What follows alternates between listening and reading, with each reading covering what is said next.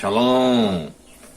Hoje eu vou trazer um assunto que eu acredito que eu já tenha feito um vídeo sobre esse tema, mas eu vou trazer um pouco mais de detalhes, com mais riqueza de um aprofundamento, vamos dizer assim, sobre o assunto que é a Santa Ceia. É muito interessante que a Santa Ceia ela é vista como uma prática evangélica ou católica, onde no catolicismo é chamada de Eucaristia. Mas é preciso que nós tenhamos a mente consciente de que o que nós chamamos de Santa Ceia ou Eucaristia era uma prática judaica. E ela já estava prevista, ela é visível, ela é notada nas escrituras sagradas do Velho Testamento. Então não é uma novidade ou algo criado pela igreja para que fosse praticado pelos cristãos. Não. É claro que ela tem que ser praticada pelos cristãos, sim, assim como ela é praticada pelos judeus messiânicos. Mas vamos tentar voltar no tempo e entender, primeiramente, o que é Santa Ceia. Qual é o objetivo que está revelado ali, oculto, e que vai ser revelado, e por que da existência da Santa Ceia. Então, vamos por partes. Primeiramente, nós temos que entender que a ideia de comer o pão e tomar o vinho está muito associada também à ideia de comer algo que se oferece à divindade, né? Então, por exemplo, quando eu ofereço algo à divindade e em seguida eu como desse algo que eu ofereci, a ideia que está ali revelada, ou não tão revelada assim, né, se a pessoa não tiver esse conhecimento, é de que a divindade, ao receber isso, ela tomou posse dessa minha oferta, alimento, né? E a divindade está ali naquele momento. Então, ao comer desse alimento, eu estou trazendo a divindade para dentro de mim. Essa é uma ideia mais geral, mais genérica. É preciso que nós tenhamos isso em mente, claramente. Calma aí, não se preocupe, não ouse achar que já é idolatria, porque não é. A ideia é exatamente esse sentido. Quando uma oferta lá, por exemplo, no povo de Israel era consagrada a Deus, ou seja, era separada para Deus, por exemplo, o azeite era consagrado para Deus. Ninguém podia usar esse azeite de uma outra forma a não ser na consagração das coisas, né? Quando um animal era oferecido a Deus, ele era colocado sobre o altar, que era sagrado, e ao tocar no altar ele se tornava sagrado também. O que é tornar-se sagrado? A divindade passa a estar ali naquela oferta. Então, quando alguém comia de algo, a ideia que estava embutida nisso é que eu estaria trazendo para dentro de mim, né, o ofertante está trazendo para dentro de si a divindade. É uma aproximação, é a corban que eu falo, né? É aquela aproximação da divindade. Não há nada de idolatria nisso. Mas outros povos faziam isso. Faziam porque eles distorceram os princípios já praticados pelos grandes homens de Deus. Por exemplo, Noé não tinha recebido a revelação do Torá, mas ele sabia fazer distinção entre animais puros e impuros. Ele sabia da questão de levantar um altar e oferecer algo a Adonai. Caim e Abel, né, ali trouxeram suas ofertas. Ninguém tinha lhes ensinado a Torá ainda, que vai ser revelada lá no Monte Sinai. Então o que eu estou mostrando é que essas pessoas já na antiguidade já tinham conhecimento desse relacionamento com a divindade, com Deus. Quando nós chegamos lá, vamos ver Melquisedeque, né, que eu acho muito interessante. Melquisedeque, no capítulo 14 de Bereshit, de Gênesis, no versículo 18, diz: Melquisedeque, rei de Salém, vou ler como está em português aqui, tá? Melquisedeque, rei de Salém, trouxe pão e vinho, ele era sacerdote do Deus Altíssimo. Abençoou ele a Abraão e disse: Bendito seja Abraão pelo Deus Altíssimo, que possui os céus e a terra. E bendito seja o Deus Altíssimo, que entregou os teus adversários nas tuas mãos. E de tudo lhe deu a Abraão o dízimo. Olha só que interessante. Melquisedeque era rei de Salém, né? Jerusalém, futuramente Jerusalém. Trouxe pão e vinho. vejo que já era uma prática essa Santa Ceia, na época de Melquisedeque, né? E esse Melquisedeque, ele já era, antes mesmo da existência dos sacerdotes levitas, ele já era sacerdote do Deus Altíssimo. Vocês perceberam isso? E ele, como sacerdote do Deus Altíssimo, já em Gênesis, em Bereshit, ele traz pão e vinho.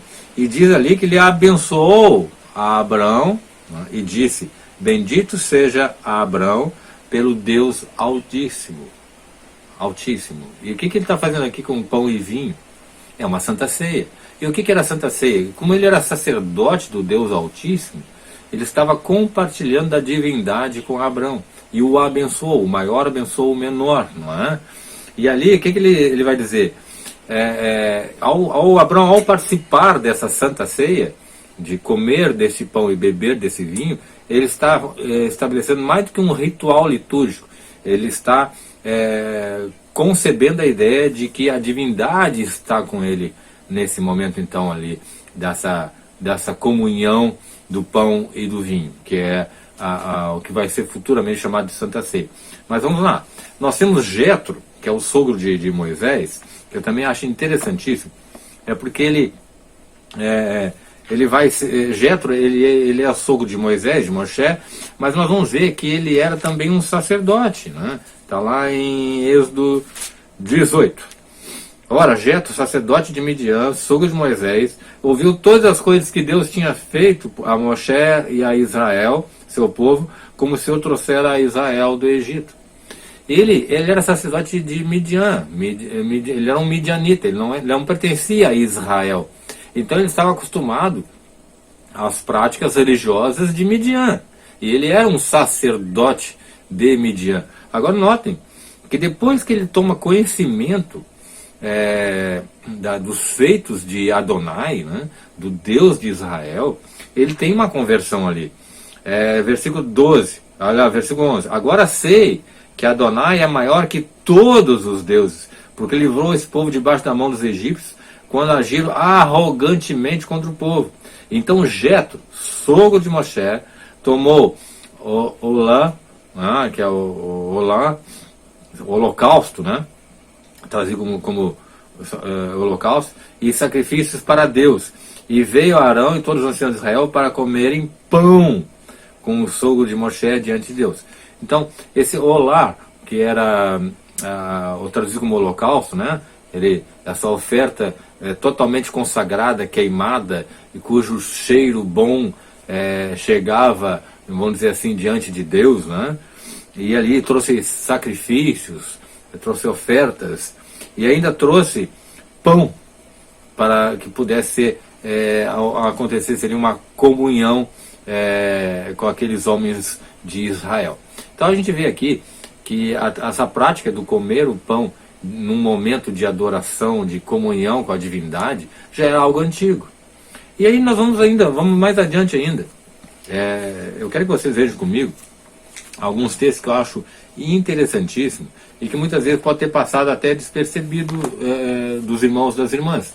Por exemplo, quando Jesus, nosso querido Messias, Yeshua, ele vai falar sobre essa prática da Santa Ceia de uma maneira muito estranha, se você olhar aqui, mas é aquilo que eu falei há pouco para vocês. Vejam lá, né, em João 6, versículo 44 em diante. Ninguém pode vir ao Pai, a mim, se o Pai que me enviou não o trouxer, e eu o restarei no último dia. Está escrito nos profetas, e serão todos ensinados por Deus. Portanto, todo aquele que da parte do Pai me tem ouvido e aprendido, esse vem a mim. A aproximação com a divindade. Não que alguém tenha visto o Pai, salvo aquele que vem de Deus, e este tem visto. Em verdade vos digo, quem crê em mim tem a vida eterna. Eu sou o pão da vida. Olha o pão, a história do pão de novo aqui. Vossos pais comeram maná no deserto e morreram. Este é o pão, diz ele, que desce do céu para que todo o que dele comer não pereça. Eu sou o pão vivo que desceu do céu. Se alguém dele comer, viverá eternamente. E o pão que eu darei pela vida do mundo é a minha carne. Disputavam, pois, os judeus entre si, dizendo: como pode esse dar-nos comer a sua própria carne? Respondeu-lhe Jesus: em verdade vos digo, se não comerdes a carne do Filho do Homem e não beberdes o seu sangue, não tendes vida em vós mesmos.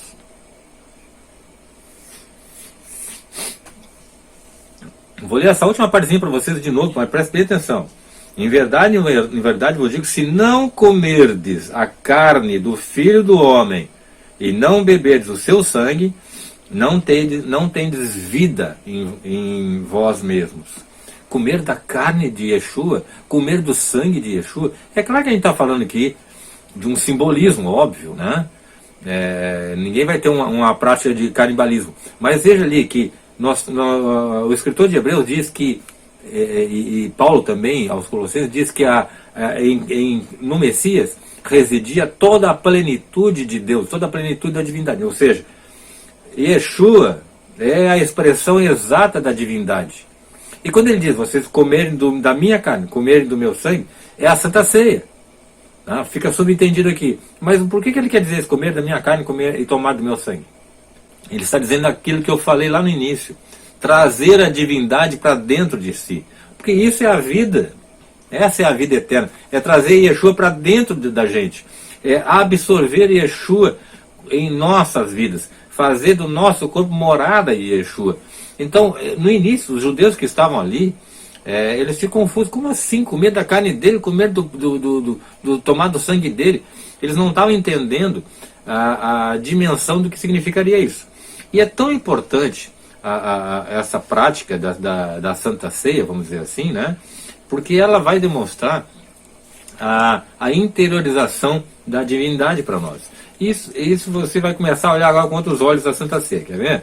No capítulo 22 de Lucas, versículo 14, chegada a hora, pôs-se Jesus à mesa com ele e os apóstolos, e disse-lhes, tenho desejado ansiosamente comer convosco esta Pêssar, a Páscoa, antes do meu sofrimento, pois vos digo que nunca mais o comereis até que ele se cumpra no reino de Deus. E tomando um cálice, havendo dado graças, disse, recebei e reparti entre vós, pois vos digo que agora em diante não mais beberei do fruto da videira até que venha o reino de Deus. E tomando um pão, tendo dado graça, partiu e lhes deu, e dizendo, isto é o meu corpo, oferecido por vós. Fazei isso em memória de mim. Semelhantemente, depois de cear, tomou o cálice, dizendo, este é o cálice da nova aliança, lá prevista em Jeremias, no meu sangue derramado em favor de vós. E o que ele está dizendo aqui? Ele está expressamente dizendo aquilo que eu falei para vocês. Ele está dizendo que ele é a própria expressão da divindade, o corpo é a expressão da divindade, o sangue é a expressão da divindade.